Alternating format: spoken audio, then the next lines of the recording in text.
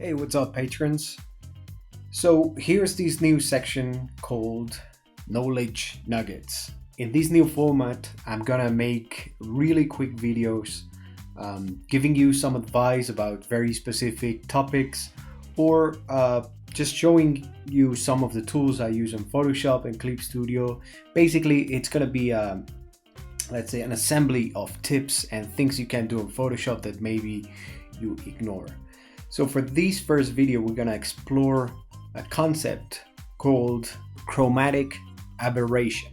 Maybe you don't know what it is, but you've seen it in a lot of places. Probably one of the most recent ones and famous ones was in the movie Spiderverse, where you would typically see the red and green image displaced to one side.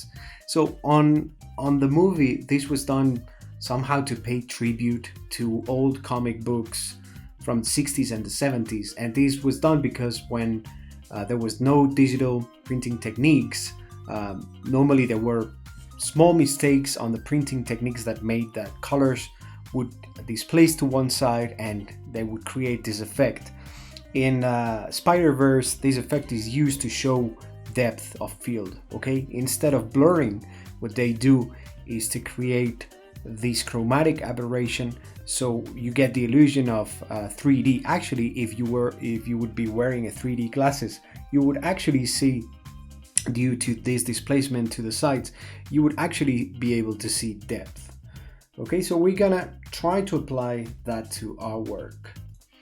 So I took this image, an illustration, a very quick illustration I did recently for a comic book, and we're gonna try to create that depth. I only have 3 folders here. On one I have the sketch,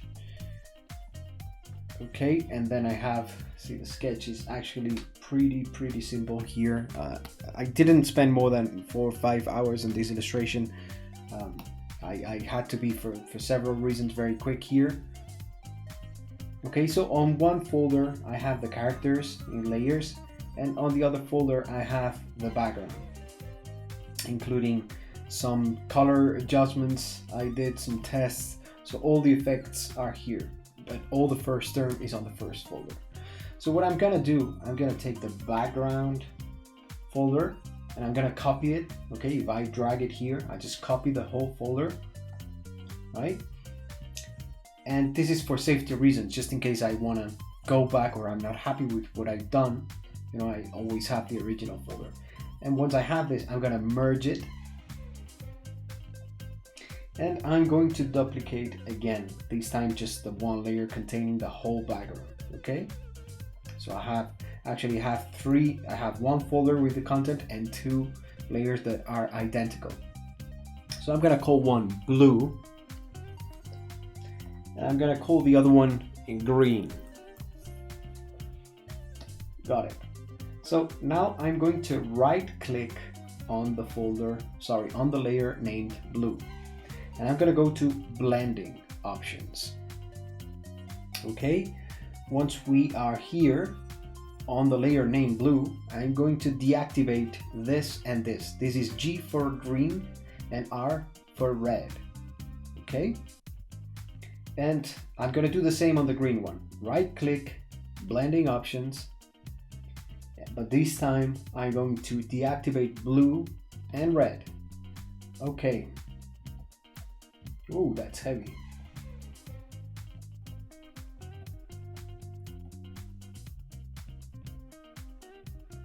Okay, I need to activate actually the original folder with all the layers inside, and I got this. If I deactivate this one, you'll see how these layers are now completely colored. So I'm gonna go back to the blue layer and I'm gonna go to filter. Once I'm here, I'm going to lens correction, click on lens correction. I'm gonna click here on custom, and I'm going to remove distortion in just one point here. Actually, we can play around with these parameters, but we're gonna keep it very simple this time. Okay, So this actually, what this has done is to apply displacements to one side. I'm gonna do the same thing with the other one now. Filter, lens correction,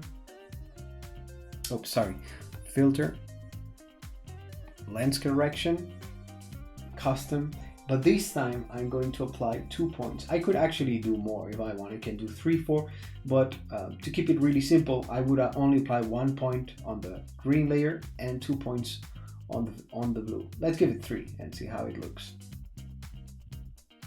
Then I have to be pretty accurate with this. 3 points. Okay, so see what happened here. Now the lens correction, it actually applies a sort of a eyefish view, and it displaces the layer to one side. So if you get really close, see, now I only have the blue layer activated. You can see the displacement here. See, that's the normal one. This is with the blue layer activated. See the new yellow and blue colors it creates. And if I activate the green layer, this is how it looks. It has this sort of a old school 3D look. So this is basically chromatic aberration, and this is used to create depth and other effects. So it's actually a pretty simple technique, but you know, it's good to know. Instead of blurring everything, maybe in some images you can use this, and it's a new tool that it's always good to know. So that was all for today. There's another video coming of this kind for this month that I will post next week, and hope you're enjoying the content so far. Thank you very much as always for your support, and if you have any ideas or suggestions or something you just would like me to talk about, something you would like to know, please send me a message and I'll do my best. I'll see you in the next video.